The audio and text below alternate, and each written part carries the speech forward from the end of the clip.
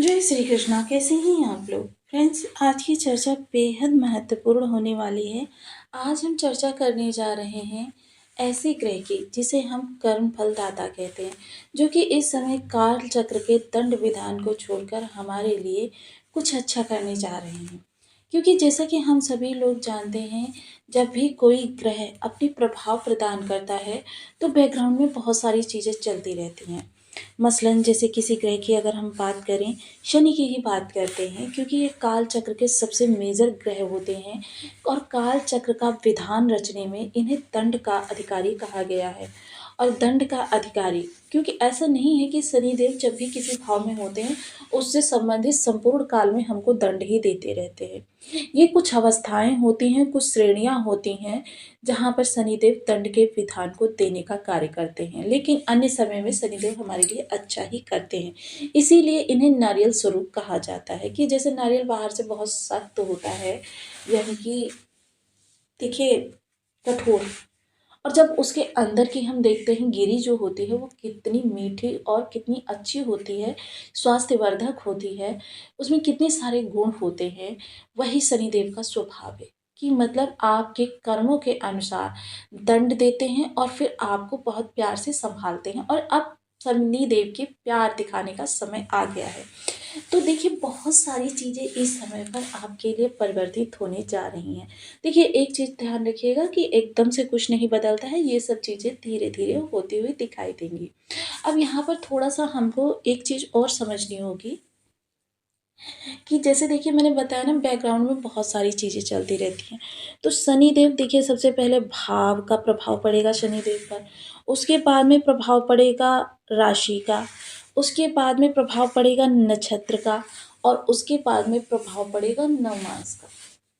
अब जैसे कि पिछले समय में देखिए हमने आपसे कहा था कि शनि के प्रभाव जो हैं वो थोड़े से परिवर्तित होने जा रहे हैं। अब जब शनि के प्रभाव परिवर्तित होंगे तो राहु का देखिए, पहले इन्होंने किया था, राहु को पूरा बाउंडेशन में लिया हुआ था। राहु से भी आपको कुछ अच्छा नहीं निकल कर आ रहा था, क्योंकि राहु शनि का जब भी संबंध होता है तो क्या होता है कि मतलब सापित योग का निर्माण होता है। एक बहुत प्रचंड ऊर्जा होती है और एक बहुत ही स्लो ऊर्जा होती है। वो कहती है मैं अपना प्रभाव दूंगी, वो कहती है मैं अपना प्रभाव दूंगी। इन दोनों का टकराव जो है सीधा सीधा जातक को परेशान करता है। तो जाहिर सी बात है, अब जब ये टकराव द्वंद्वता समाप्त होगी तो आपके लिए चीज़ें प्रभावित होती हुई देखी जा सकेंगी। अब यहाँ पर एक चीज़ और समझते हैं कि शनि के ये जो प्रभाव हैं आपके लिए किस तरीके से बदलने जा रहे हैं। क्योंकि देखिए शनि इस समय पर, जैसे कि हम सभी लोग जानते हैं, जब ये वक्री अवस्था में आए थे, पहले ये पूर्व भाद्रपद नक्षत्र से गोचर कर रहे थे, अब ये उत्तर भाद्रपद नक्षत्र से गोचर कर रहे हैं। उत्तरा भाद्रपद के 3 चरणों का समीकरण हो चुका है और अब ये सीधी चाल चलते हुए फिर से उत्तरा भाद्रपद में के चतुर्थ चरण का भोग करने जा रहे हैं।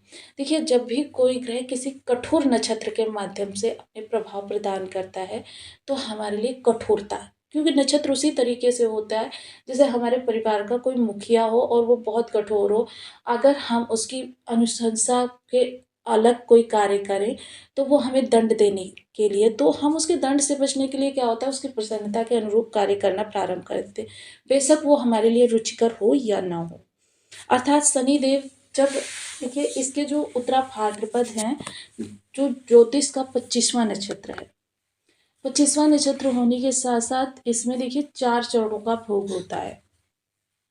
प्रथम जो गुरु का होता है वो देखिए काफ़ी आपके लिए लचीला होता है, बहुत ज़्यादा आपके लिए कठोर नहीं होता। लेकिन जब मकर आता है, मकर के बाद में देखिए ये समझ लीजिए कि आपके सामने संघर्ष ही संघर्ष खोल कर रख दिए जाते हैं।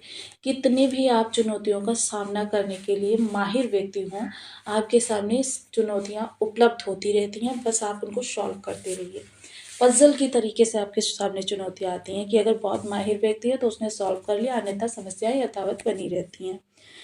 तृतीय चरण की अगर चर्चा करूँ तो तृतीय चरण में आ जाते हैं फिर से कुंभ का। अब यहाँ पर थोड़ी सी संघर्ष कम हो जाते हैं, थोड़ी सी इच्छाओं की पूर्ति होनी प्रारंभ हो जाती है, थोड़े से लाभ बढ़ने प्रारंभ हो जाते हैं। चतुर्थ नवमांश देखिए जो कि मीन का नवमांश होता है, अब यहाँ पर फिर से गुरु आने वाले हैं जिसकी वजह से काफ़ी लचीलापन बढ़ने वाला है। और मात्र सिर्फ गुरु ही नहीं, बल्कि यहाँ पर चंद्रमा भी शासन करने जा रहे हैं, क्योंकि 20 जनवरी को शनिदेव महाराज अपना नक्षत्र परिवर्तन कर रहे हैं। तो नक्षत्र परिवर्तन करने के कारण क्या है कि आपके लिए चीज़ें जो है विस्तार लेती हुई देखी जाएंगी। अब यहाँ पर देखिए, जब शनि का प्रभाव आएगा तो सबसे पहले विलंबिता जो है काफ़ी हद तक कम हो जाएगी। 4 नंबर की राशि वाले लोगों के लिए, जिनके चंद्रमा के साथ 4 नंबर बना हुआ है, उन लोगों के लिए ये प्रभाव जो है आने वाले हैं। थोड़ा सा इस समय आप चीज़ों को समझते हुए दिखाई देंगे, क्योंकि भाग्य भाव से प्रभाव दे रहे थे, तो इस समय हठधर्मिता आपके अंदर बनी हुई थी कि सिर्फ अपनी बातों को ही सर्वोपरि रखना, किसी की कोई बात ना मानना और अपनी बातों को ही अंतिम निर्णय मानना, ये आपकी विशेषता थी। तृतीय दृष्टि तो बड़े भाई बहनों के साथ कुछ विवाद की स्थिति, मित्रों के साथ टकराव की स्थिति, ईगो, ये सारी चीज़ें आपके सामने आई। लाभ का प्रतिशत बढ़ेगा और इस समय लाभ के लिए आप हठी होते हुए देखे जाएंगे। हठधर्मिता थोड़ी सी बढ़ेगी, लेकिन कर्म स्थान पर सुदूरदर्शी विचारधारा रहने वाली है और कार्य आपके अनुरूप आप करते हुए तो देखे जाएंगे, लेकिन उसमें थोड़ा सा लचीलापन आएगा। परिपक्वता, अनुभवशीलता और इसके साथ ही एक दृढ़ संकल्प, ये सारी चीज़ें जब आपकी इस भाव से जुड़ेंगी तो आपके लिए फिर से एक बार झंडा फहराएगा, वो झंडा ऐसा सर्वोच्च शिखर वाला।